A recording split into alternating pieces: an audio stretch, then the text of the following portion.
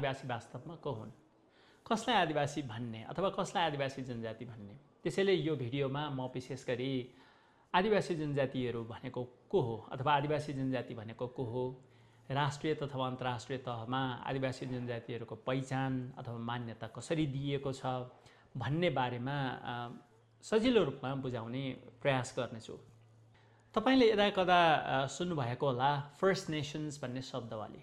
विशेष गरी क्यानाडामा बस्ने आदिवासी जनजातिहरूलाई फर्स्ट नेसन्स भनेर भनिन्छ, वा अमेरिकामा बस्ने आदिवासी जनजातिहरूलाई नेटिभ अमेरिकन्स भनिन्छ।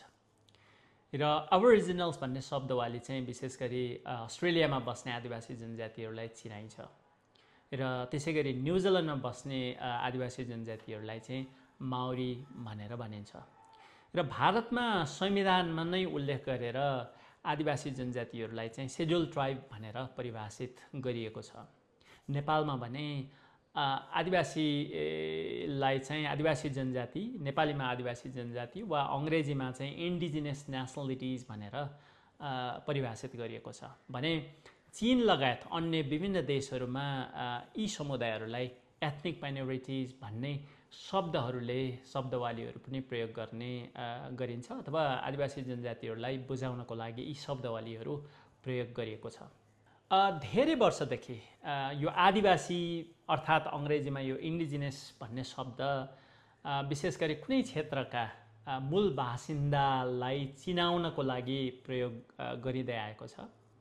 र नेपालीमा जुन आदिवासी अर्थात् अङ्ग्रेजीमा इन्डिजिनस भन्ने शब्दको अर्थको बारेमा अन्तर्राष्ट्रिय बहसको कुरा गर्नुपर्दाखेरि चाहिँ 19औं शताब्दीको उत्तरार्धमा सुरु भएको देखिन्छ। र यो आदिवासी अथवा अङ्ग्रेजीमा इन्डिजिनस भन्ने शब्द चाहिँ ल्याटिन शब्दबाट ल्याइएको हो। त्यसमा चाहिँ ल्याटिनमा इन्डिजिनाई अथवा INDIGENAE भन्ने शब्दबाट आएको मानिन्छ, जसलाई चाहिँ रोमनहरूले कुनै विशेष ठाउँमा जन्मेका अथवा त्यो ठाउँमा बसोबास गर्ने बासिन्दाको रूपमा अथवा र आप्रवासीहरू अर्थात् अन्य देशहरू अथवा अन्य ठाउँहरूबाट आएर बसोबास गर्नेहरूबीच फरक छुट्याउनको लागि प्रयोग गर्ने गर्दथे।